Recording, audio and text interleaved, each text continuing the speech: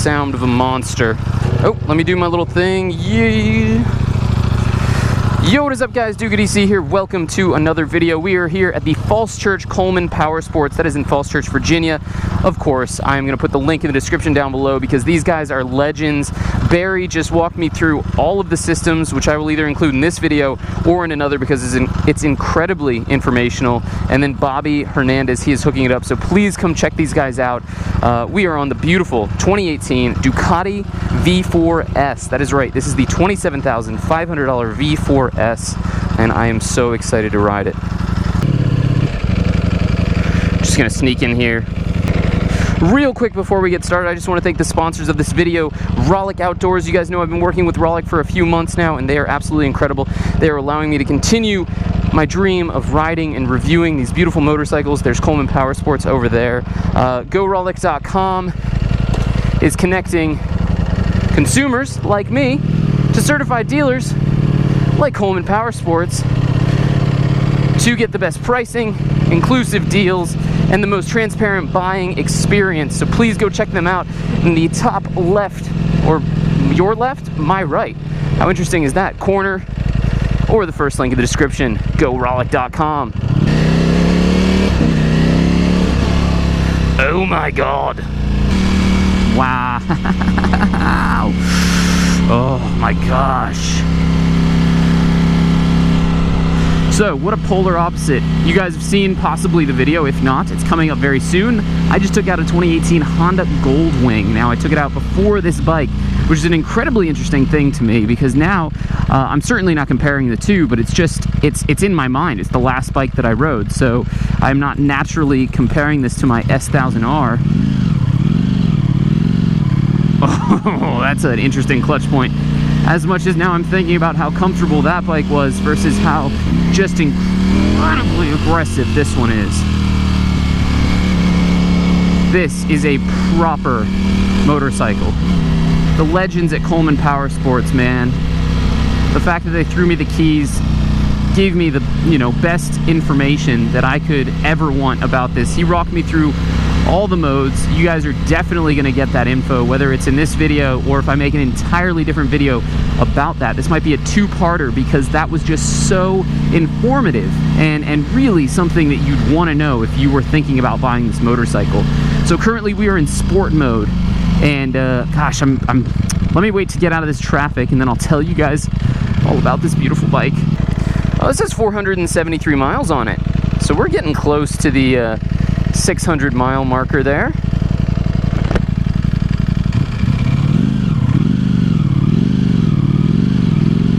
I have to get used to that. I'm trying to find the clutch bite point here.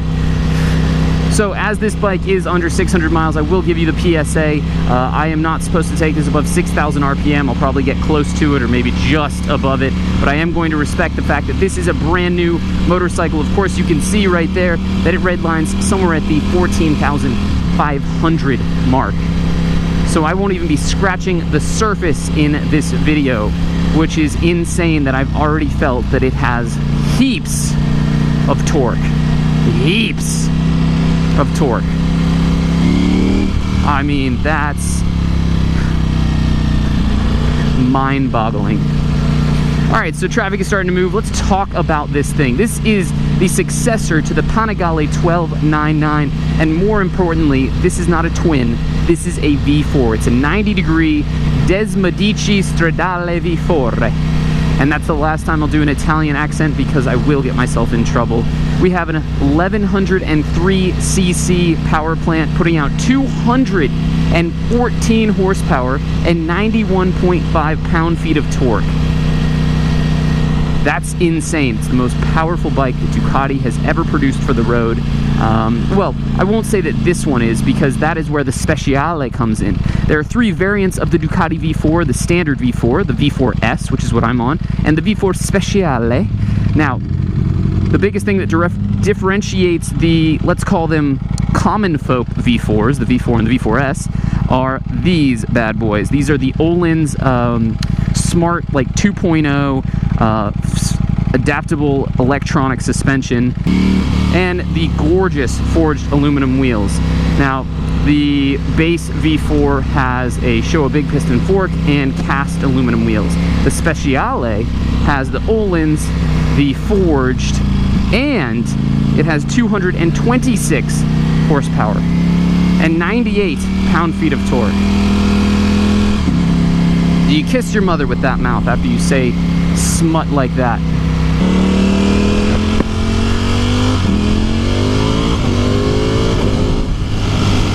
Oh my God. Like I said, I'm trying to do the best I can to adhere by the rules of the dealership, and even at 6,000 RPM, this is such a bike. 214 horsepower. Let's talk about that, because that is a number to talk about. That's a very impressive number. This is a 384 pound bike.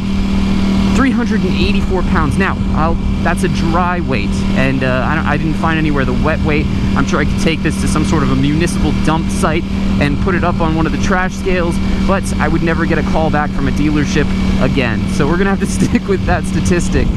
But what an incredible machine. And if you saw the clip from me talking to Barry, one of the things that I find so incredible about this, and I'm gonna say that word a million times today, is just how thin these V4s are. And all Ducatis. I mean, the Ducati 1299 was a little bit thinner than this, but the fact that they've gone from a twin to a 90-degree V4 and they've kept it this thin is absolutely wild. It has so much power. I haven't ridden a super sport bike quite this severe in a very long time, and one thing I can say is that the 32.5-inch seat height definitely kind of shows itself, and it's just such a steep bike too, so you're sitting up high and you're sitting forward, and that gives you this amazing ability to really feel what the motorcycle is doing.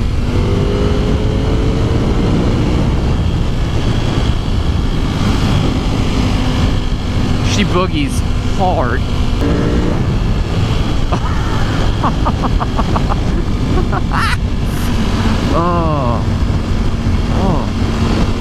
Hi. Hello. There's so much to this. I don't even know where to begin. There's so many stats. There's so much incredible information about this motorcycle. It's got an up and down quick shifter. Clutchless downshifts. Amazing.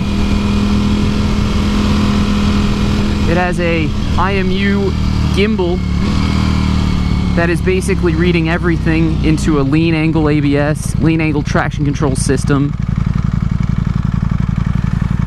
I think Ducati and NASA should start working together. It just seems appropriate.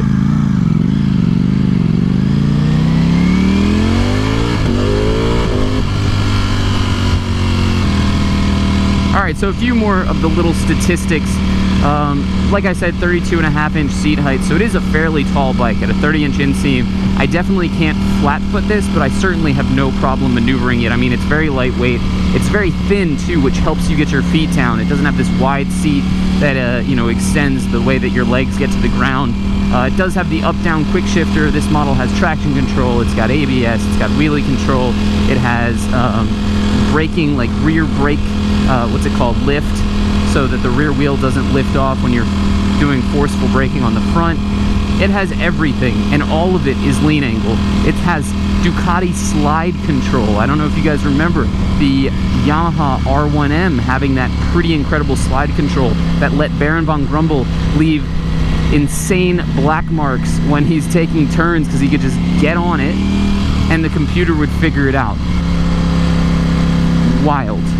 Real quick while we're stopped, this is clearly like a Ducati performance part. I don't believe it comes stock with this carbon fiber bit here, but it's really, really pretty. And as he was saying, the battery is here, and then the tank runs down and under the seat, and that helps keep the bike so thin, which is just mind-boggling. It boggles the mind. It sounds so beefy. This has the very Ducati underbelly exhaust system.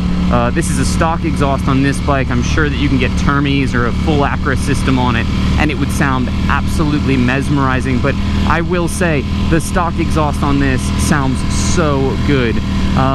What this bike competes against, in my opinion, is, of course, the Aprilia RS V4. Another big, powerful V4 super sport bike. It's Italian too, which definitely makes it an even more internalized competition, if I'm honest. And you know, I've been on the RSV4 and it's quite an amazing bike, but Ducati is really not holding back any punches when it comes to this thing. The shifts are incredibly smooth and crisp. The automatic downshifter works brilliantly. The upshifter works very nicely too, and that was at, you know, very low load. Oh my god, it sings. It's an orchestra of power. You know, when Mozart went deaf, he took the legs off his piano and he sat on the floor so he could hear the vibrations. In his most deaf state, he would hear this bike without issue. Okay, so, oh, we don't have a minute.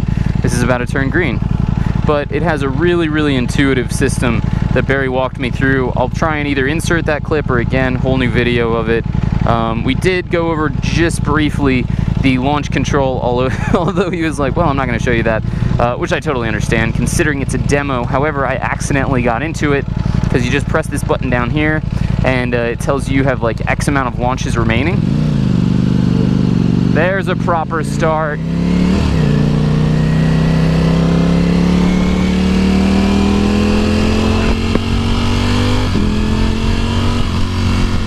I honestly don't know what else to say about it. I just don't. I mean, think about all of the top-of-the-line components, mash them into the most beautifully styled Italian motorcycle, and you have this. It's so good. It's so stinking good that I hate it. Because it's ruining me. No, of course I don't hate it. I absolutely adore it in every single way possible. Let's get past this little rocky section.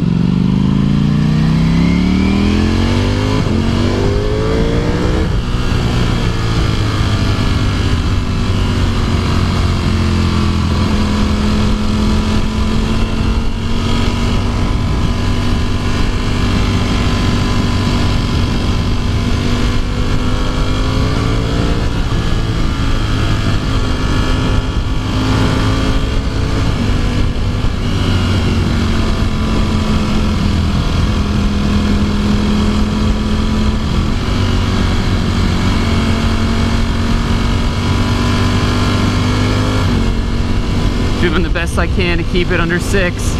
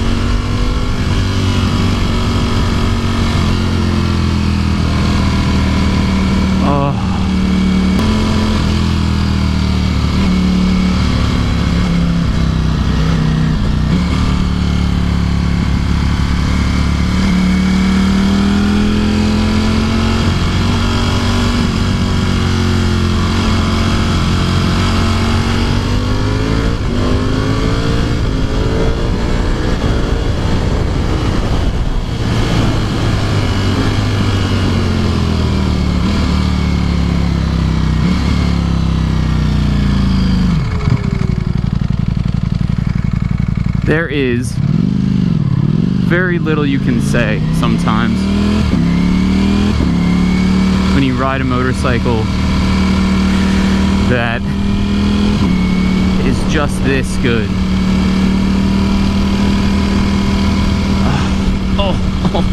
Albeit a little bit firm. This is a special day on a very special bike.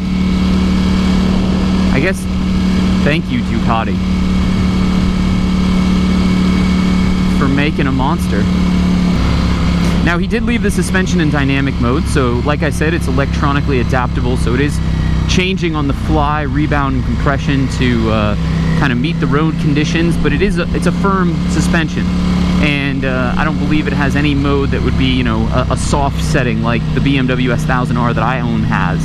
This is really a race bike, you know, and no longer is there a wet setting. It's street, sport, and race.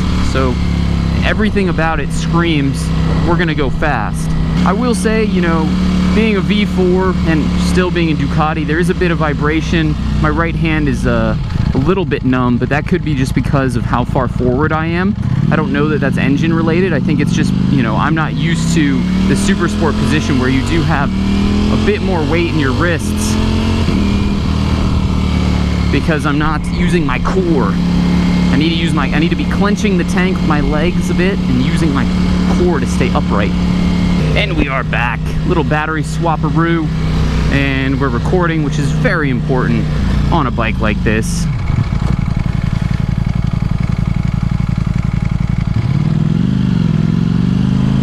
Unfortunately, we do have a truck in front of us now.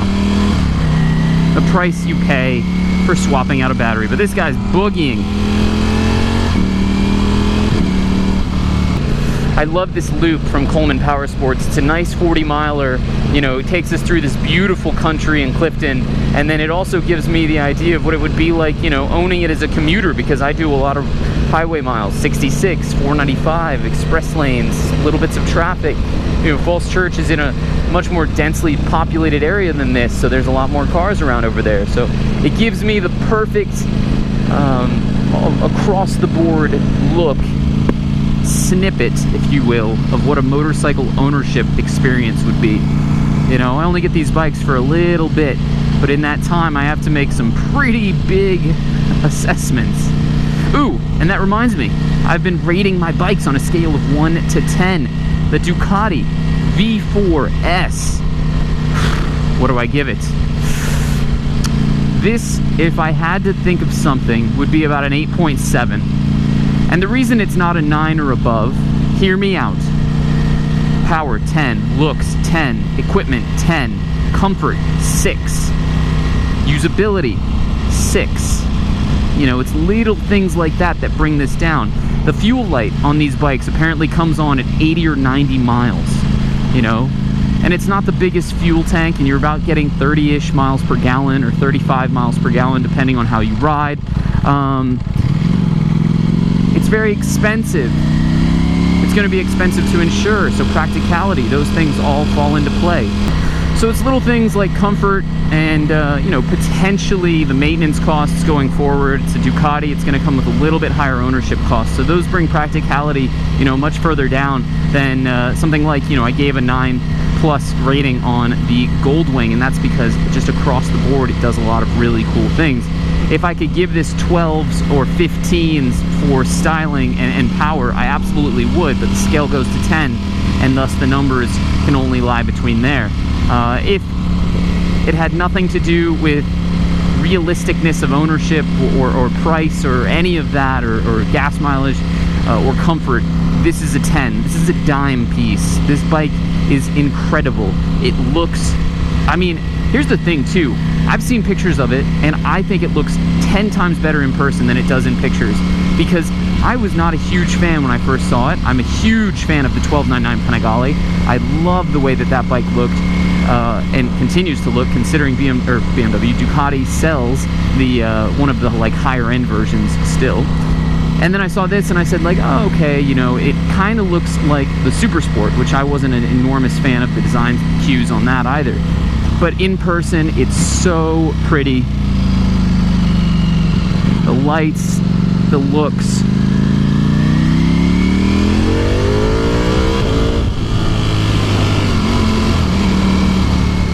It's trouble. Barney Rubble trouble.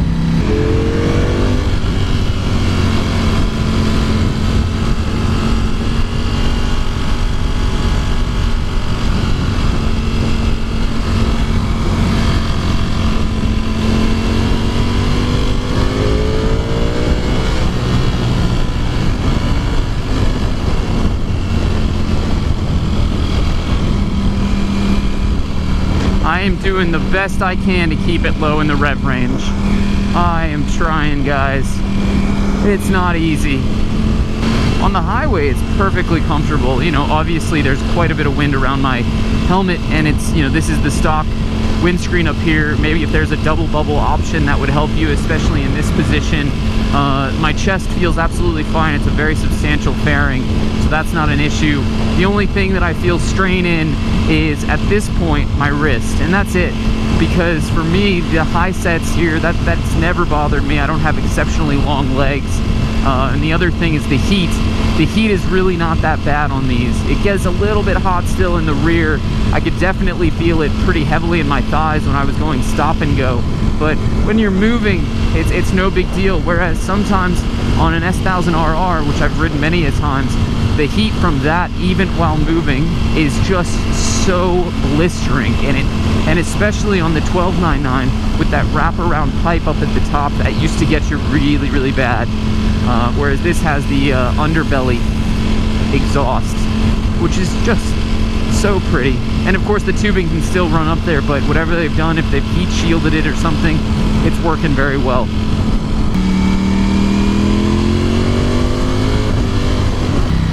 Oh, guys, what an absolute legend of a day it has been, and I cannot thank Coleman Powersports enough. I'm heading back to the dealership right now. I'm only about a mile and a half away. And I've just had the experience of a lifetime, you know, getting to ride these bikes. I gotta figure out that and just give it more gas, I guess. Getting to ride these bikes is absolutely a privilege, not a right. It is something that I am beyond privileged to get to do. And I'm very thankful that they've trusted me with it, you know. And the other thing is that I'm incredibly happy to be working with Rollick Outdoors. I cannot stress enough, if you are looking for a bike, it is really a very cool way to find the best deals and really transparent information in what can sometimes be a cloudy environment, which is the motorcycle or the recreational vehicle buying environment, just because it's not the car buying environment. They provide that information. Please go to GoRollick.com. Again, linked your left, my right corner top, and also linked in the description down below. It's been such a treat, and as always, I'll see you on the next one. Peace.